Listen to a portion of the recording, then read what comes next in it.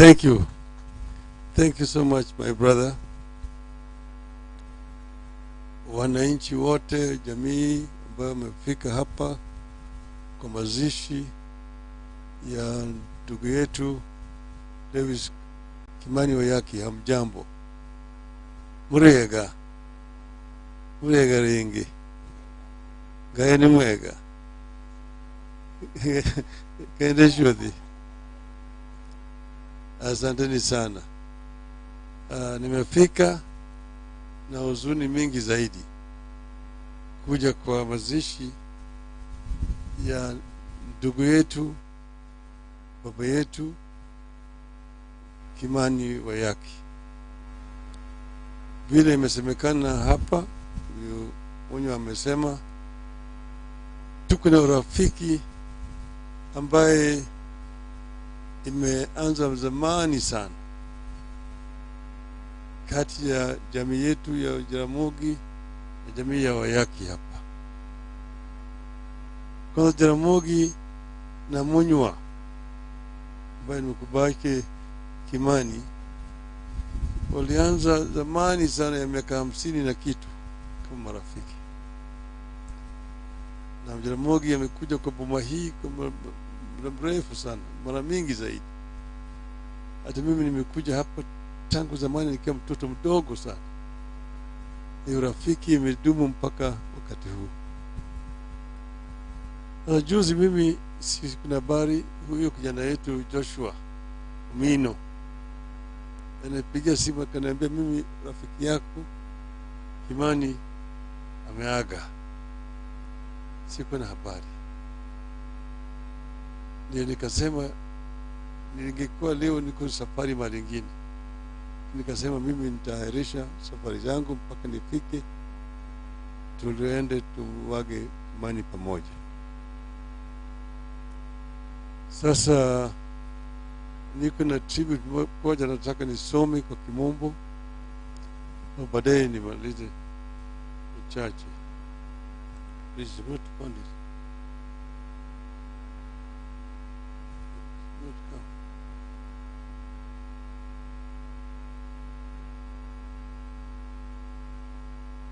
It is an honor for me to stand here to mourn and pay tribute to a friend, a visionary, and a trailblazer in the person of Mr. Lewis Wilkinson Kimani Wayaki. If the Kenyan nation of today is known for the robust and vibrant attempt to institute democracy, as seen in the competitive politics and progressive constitution, it is because of people like Kimani Wayaki who lived here and through pain and perseverance helped to lay foundation for liberties that we enjoy here today. We are fairly competitive nation because the likes of Kimani helped to lay a firm foundation for the economic takeoff that gave Nairobi and the Kenyan nation a competitive advantage in Africa through a strong civil service system and promotion of the private sector as an enabler of economic growth. Kimani, as you've really seen in the eulogy there, stood tall, and he started working for the people of Kenya at a very young age. And you can see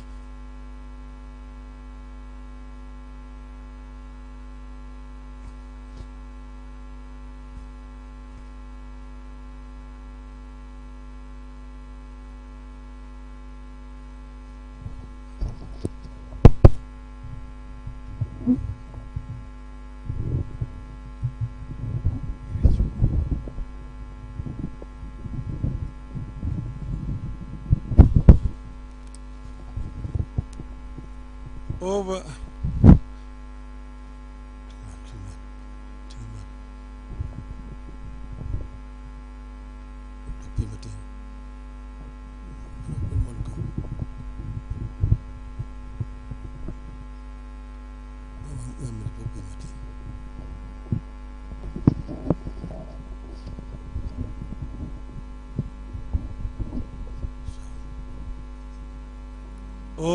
over the decades from independence to date, Kimani and the entire Wayaki family have remained steadfast friends of the family of Jaramogi Oginga Odinga. It is a friendship that came with great pain and persisted at great costs. It survived because of a deep shared belief in what Kenya could be if the country did away with the ills of tribalism, dictatorship, corruption, nepotism, and favoritism. Kimani, like his sister, Wambui Wayaki, best known as Wambui Otieno, his brother Munya Wayaki, and their mutual friend, my father, Jaramogi Oginga Odinga, believed in and pursued the cause of justice, unity for the country, and respect for diversity of opinions. All of them paid a steep price for it. As the first African town clerk of the city of Nairobi, Kimani laid a firm foundation for what was to become one of the most important and vibrant cities in Africa. The country owes him gratitude for that. But we owe him even more for his belief in the need for plurality and diversity of political opinions as a foundation for a progressive nation. It is this belief that made him a proud and critical member and administrative secretary of the Kenya People's Union of Jaramogi, that is KPU. For choosing to stand with Jaramogi against Jomo Kenyatta and for joining KPU and not KANU, Kimani was abducted in Kampala, Uganda, by the people believed to be officers from the Kenya Police Special Branch, and later detained without trial from 7th of March 1968 to 19th December 1968. Kimani was asleep in his rented cottage in Kampala when at about 2 a.m. officers from the Special Branch, the Kenya Police, together with about 20 officers from the Uganda Research Bureau, pounced on him and drove him away to a number of secret locations, including forests in Uganda. He was handcuffed and blindfolded and renditioned to Kenya on March 8, 1968, for another ordeal of being shuttled between various police stations in Nairobi before he was finally taken to Embakasi police station. He was flown to Mombasa whilst blindfolded and transferred to Simulatewa prison, where he was detained without trial. Finally, on December 19, 1968, he was taken to State House, Nairobi, and released in the presence of President Jomo Kenyatta. In his own accounts, for the 9 months he endured mistreatment and torture. His detention resulted from no crime he had committed. He was detained purely on the basis of his political affiliation. Through all that, he stayed true to his conscience and beliefs. Eventually, all the things he believed in, like a multi-party political system and a new constitution, came to be in his own lifetime, and are now taken for granted. Such is the power of a vision proudly held.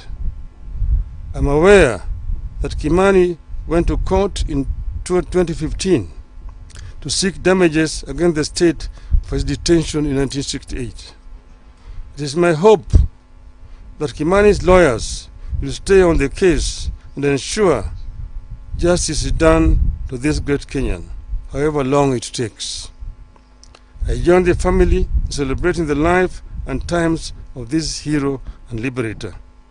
May Kimani's soul rest in eternal peace.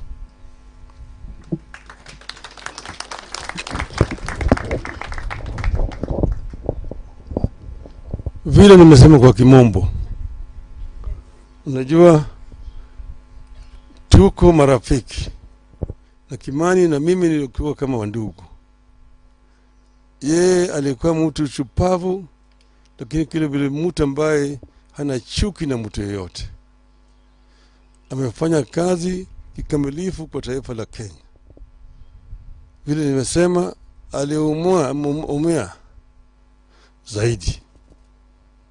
Munywa, vile mnavyojua, walianza siasa na Jaramogi. Munywa alikuwa candidate hapa 1961 Nairobi, akiunga mkono na Jaramogi, akisimama na the late Tom Mboya.